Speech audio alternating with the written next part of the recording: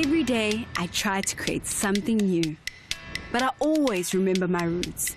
Modern grooves meet traditional beats. That's how my music speaks. That's why I love my Lux. Traditional fragrance with a modern twist of floral beauty oil for soft, fragrant skin. My roots, my modernity. It's all a part of me. I am Nandi Madida. I am more than you can see, just like Lex. Station 96.9 Cool FM. Welcome to Cat Talk with Kayla. Woo! I am my own hype man. Legit. Like, sometimes the way I hype myself, I'm just like, okay. But I'm so excited to be here. It's going to be an awesome show. As you all know, every Thursday from 5, we have a show called I Am More Than You Can See, and it's powered by Lux Beauty Soap. We are so excited because in the last few weeks, we have been talking about, women and just basically celebrating women and also encouraging women to live their best lives, to enjoy everything that they have in stock for them. All right? Okay. As I was saying, we are talking about I Am More Than You Can See. Over the few weeks, we've talked about what makes women, what limits women from living their full potential. We've talked about labels. We've talked about so many things. And I've had the honor to actually have people here who, lovely women who have also shared their stories. We've also talked about people that have, encouraged women to live their full potential. So if it's your friend, your boyfriend, your fiance, your husband, or your sister, your brother, whoever it is that, has been your support system, that has kind of like just helped you live your full potential. We've celebrated those people and so many things that we've done on the show. So today is a really special one because we have live in the studio a clear example of a woman who represents what Lux stands and what this campaign stands for, which is I Am More Than You Can See. So beyond a very pretty face, beyond a nicely made up face, beyond fantastic clothes, beyond a nice bag and a pair of shoes, there is more to the physical appearance of a lot of women out there. And I'm sure I'm referring to you that you're listening to me. I'm sure you're not here like, yes, Kayla, tell them.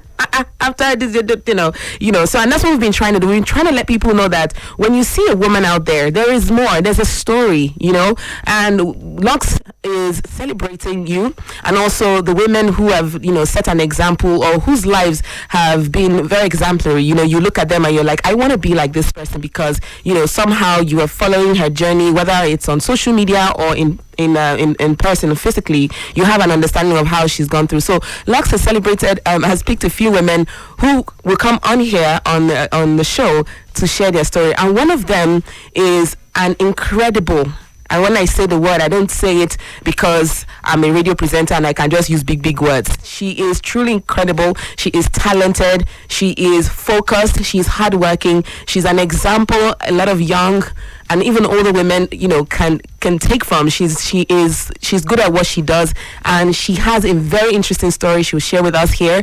Let me tell you what she does. So beyond her beautiful face, this woman is a style consultant, a stylist to the stars. She is, I just learned that she's actually an author. She's a biker. You kind of know who I'm talking about. Are you feeling it? She's a designer. She owns her own clothing line right now. She's also a teacher because she also educates young men and women in the business of styling and also fashion designing. I have the incredibly talented and stunning Jane Michael Ekanem in the studio. Hi, Jane. I almost called you John. What the heck? Hi, Jane. How are you? I'm fine. Thank you. Great to have you here. Thank you so much. Always smiling. Thank you. Let's take the mic up a little bit. Okay, perfect. Good, because we want everyone to hear you loud and clear. Thank you, Kayla.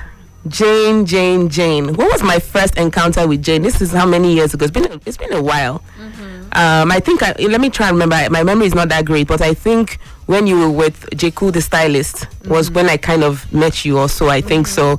And over the years we have worked closely together, and I've also seen you from afar. One of the things that I like about you is your humble personality. You're very subtle, kind, but also good at what you do. It's great to have you here. How did you feel when you got contacted by Lux, first of all? it was a great feeling, though, to be very honest. It just meant that, okay, people are watching. Yes. And basically for me, I just do my Insta stories from within. Okay. We go through our hard times and everything, and I just tell people that, hey guys, as much as I look so beautiful, yes, or you think I look beautiful, yeah, and I look like I'm being put together. Yeah. I need you to know that it's not totally easy. I still go back to my closet and I still have my hard times. Yes, you have your moments. And every time I do that, I'm not exaggerating. At least 10 people will send me DMs to say, Jane, you were actually speaking to me. So I'm like, this might just be a calling, Yes. So I started doing it and I was keeping up, at it. And I was being real. Yes. So when I have my fun moments, I put you it out. share it. When I have my down moments, I put it out, just to make you realize that you need to keep on keeping on. Regardless. And when Lux came through, I was like, thank you, Jesus, because I didn't do this because I wanted to be contacted by any brand or anything. You know what I mean, right? So yes, this thing is happening naturally. Yes, and So it's like making extra dough for being yourself. And you know what's very exciting, and that's pretty much what Lux is all about. Celebrating women and just celebrating the essence of a woman, because we are really strong. We really go through so much, and regardless of what we go through, we just put up this lovely front that, look, we have it put together. So let's talk about your journey, because it was so nice for me to say the biker, the stylist to the stars, the writer, the teacher. It mustn't have happened in a day. No, you know what I mean? No. How was this journey? Can we have this conversation? I really want to know how it all started till this very point. If you can just take it on little breaks. Try to summarize as much as I can. Okay. We don't have, we should. How many hours do we have here? We need days for your story, I figure. Yeah. Okay, yeah. So this journey started like way over 10 years ago. Yeah. I started as a stylist 10 years ago. I started as a fashion entrepreneur about 13 years ago. So you see, I did it because first I was passionate about it. I did it because I also did it because I needed some cash. Okay. So that's it's honest. Monetizing your passion. Okay. And the passion has kept me through the hard times. Yeah. Because we've had our very, very down moments in the brand, and I'm like, man, I'm giving up. I'm throwing it all away. Yes. And thankfully, I have good people around me. So a good support system. Yeah. Is good. Yeah. For anyone. Yes. So that's basically how it's been for me and how I started my journey. But if you ask me specific questions, I would be able to throw in more light into the... Okay, so I know you started... What did you start off as? A stylist? No, I started off selling silk knots, cufflinks, from offices to offices. Okay. And when I went to sell these cufflinks, people told me, oh, I like what you wore. Please, can you get me this shirt? Oh, I've been looking for this, but see how it sits on you, see the detailing. Okay. And I'm like, I can tell you that I bought.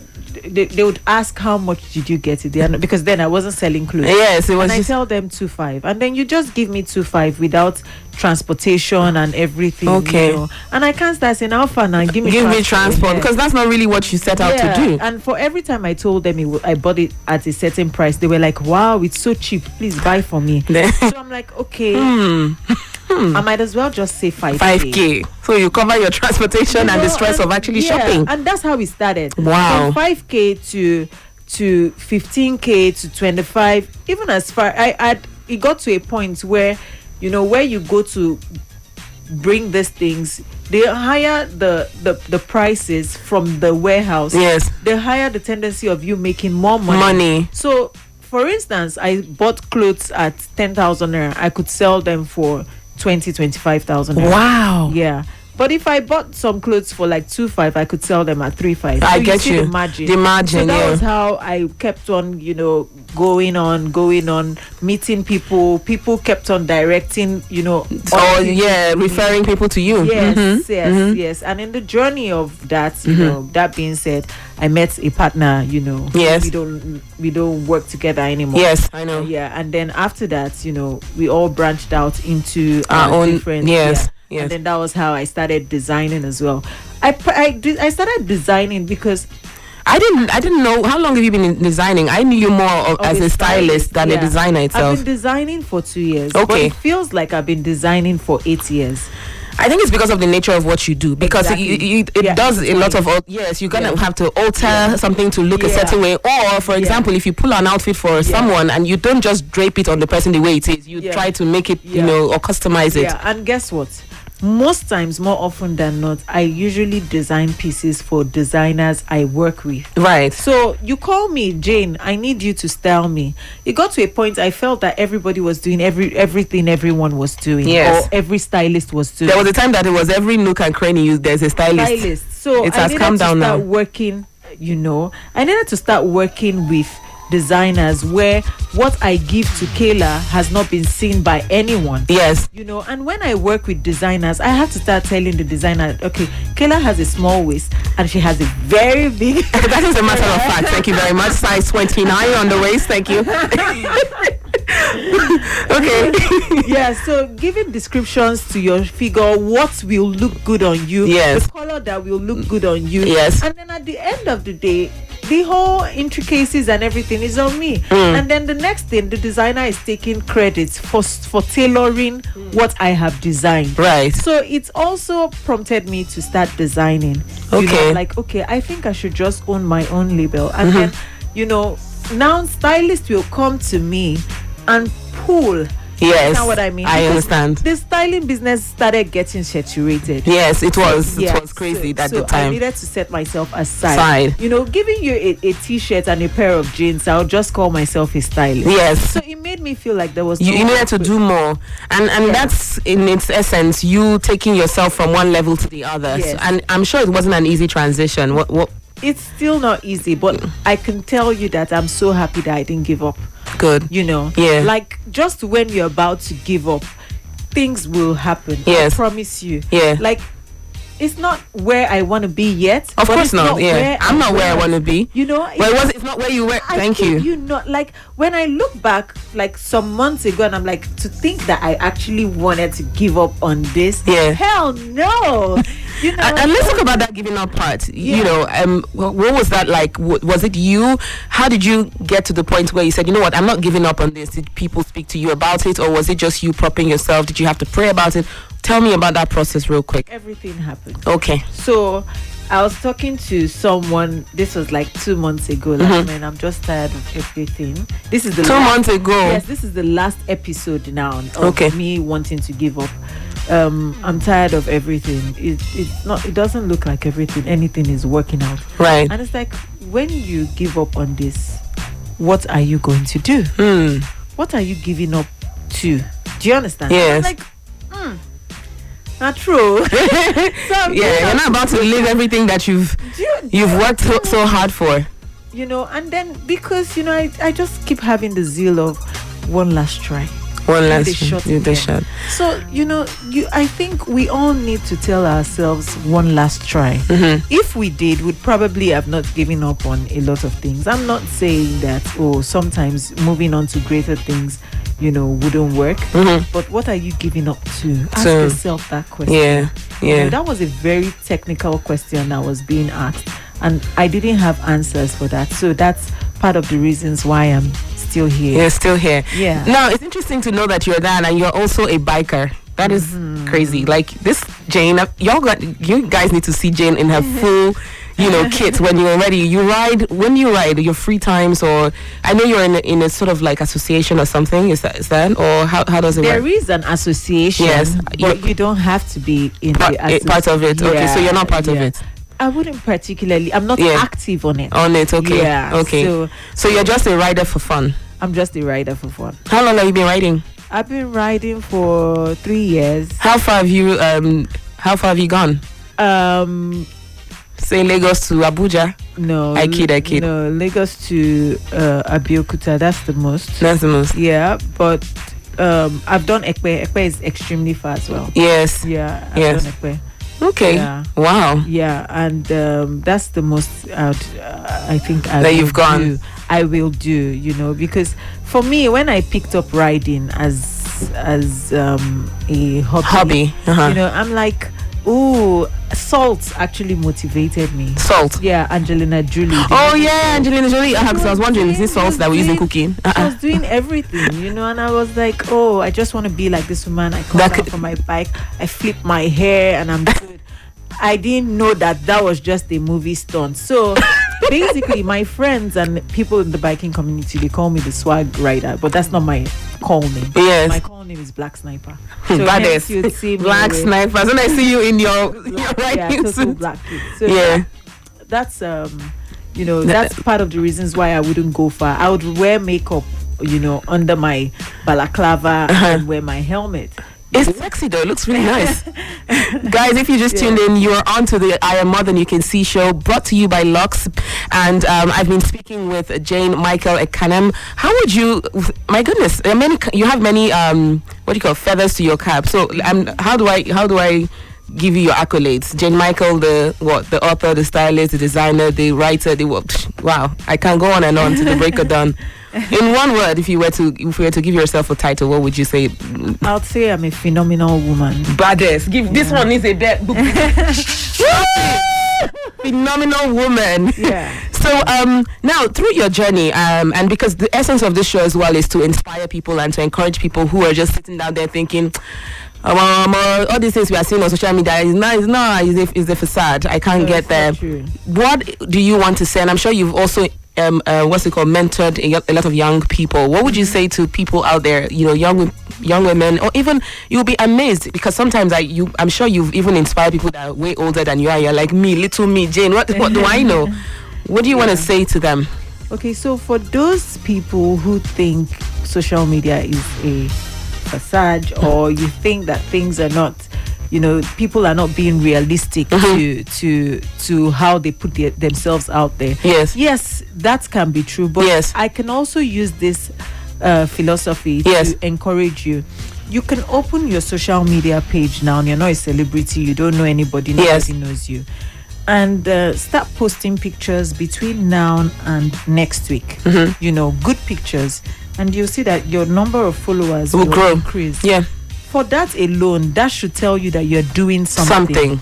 And if you stretch yourself beyond your comfort zone, you would attract things beyond your comfort zone as well. Absolutely. So I'm thinking, like, I didn't do this out of, this is why I want to do this. But even if you are having a direction to why you're on social media, fine, good for you. But do not give up regardless. Don't give up on whatever you're doing, because you just never know who is watching you and where your miracle can come from. Let's talk about the people that inspire you, Jane. Who are the people that inspire you? Okay, my greatest inspiration, or one person who's always inspired me has been my late dad. Okay. Before he passed on, he was very hardworking till he died. I can't even go on. I think you should read my book, and then you would understand why I have so much respect for that man.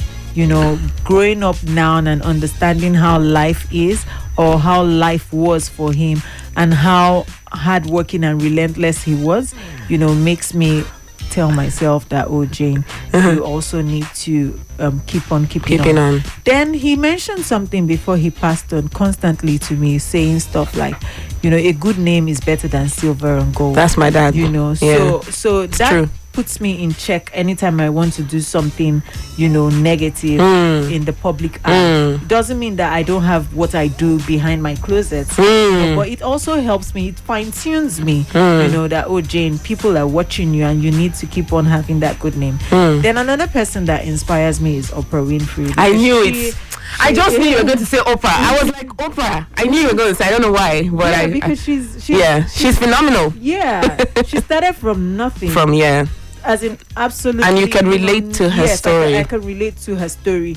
Like, our stories are quite similar. And before I got to where I am today, and before I get to where I will be tomorrow, I'd been saying to myself, this woman has all of this that she has, not because she has two heads, but because she's doing, she's channeling the right things at the right time, at the right angle. But sometimes, we don't even know how to channel what's what is what in the right place. Right. So there you now have the God factor who you have to pray to Yes. to ask you for direction. For directions. Yeah. So that's another source of inspiration. Now, another thing that I would like to ask you, which is sort of what we talked about when we had done other episodes. You know how I sometimes, when I interview people on this show, sometimes I ask them, how would you want to be addressed? Labeling. People just label. I remember when the whole stylist craze was going on, sometimes I'll have some people on the show, they'll say, please don't call me a stylist, don't call me a stylist. Or they'll be like, what is this woman doing here? You're not supposed to be in this field. Yeah. This field is better for men. They're able to, how were you able to go past the label? Because I think that you must have gone through that part where you felt you were labeled incorrectly. I'll say I tried as much as I could to also strategize. Okay. So when it feels like you're being overcrowded, yes, or things, you can scatter and rebuild. Just go back. I like that. Reshuffle. I like that. And reset. Okay, what can you do? Yes. That is different from what every other person is doing. I remember once upon a time, where I used to be like, if you have to call the top stylists, you would mention my name. Yes, of course. But today it's now beyond styling. So that's now, you put yes, and it didn't just happen. True. It was based on strategizing. There's no stylist in this industry that has a styling school. Yeah. And you have a styling school. Yes, and you need to do more. You need to stretch yourself. It didn't just happen. And trust me, it doesn't come easy. Wow, I have to say to you, congratulations. I know you were on CNN African Voices at a time. Yeah. Your book as well. Let me blow my trumpet a little. Okay. So I'm like the only stylist in Nigeria that has been interviewed on CNN Africa. Okay. I'm the only stylist in Nigeria who has a verified account. You're so annoying. Where is my king? Well, hey, congratulations to that. I see you pushing boundaries, and like you said, you're not where you want to be, but you're on a really good journey, and I think it's an inspiration to a lot of us women and men out there. Just adding you men just because I know y'all be rolling your eyes in the car like Killer said, all these women. Yes. We have to appreciate ourselves. Yeah. So it was really, really nice talking to you. Like we said, we don't have enough time to talk about all your stories, but this should also inspire you out there to also share your story. You may not be a celebrity, you may just be a normal, regular person listening to this show. If you have your story to share, please go on social media, go on our Facebook page, record yourself. Just share your story. In 1 minute, just give us a summary of your journey. You might just even be featured on our campaign as well. So please go there. Use the hashtag when you post it. I am more than you can see. Yeah, use the hashtag and tag us at LuxNG on Instagram, and we're going to see your video, and we're going to do something about it. Share your story with us. Let us know how you've been able to go beyond all the challenges that we face, being the women that we hope to be eventually. It was awesome talking to you, Jane. Thank you so much for having me, Kayla. All right, it's 96.9 Cool FM. That's as far as we can go on the show. Guys, follow us on social media. On Facebook, we are Lux Nigeria. On Instagram at House of Lux NG. And of course on Twitter it's at House of Lux NG. All right, go on there and of course join the conversation. We'll be bringing more people here on the show. You might even get a chance to actually be on the show with me and talk to Kayla and share your story. Hey, you never know how these things work. I try to create something new, but I always remember my roots. Modern grooves meet traditional beats. That's how my music speaks. That's why I love my Lux traditional fragrance with a modern twist of floral beauty oil for soft, fragrant skin. My roots, my modernity. It's all a part of me. I am Nandi Mateta. I am more than you can see, just like Lex.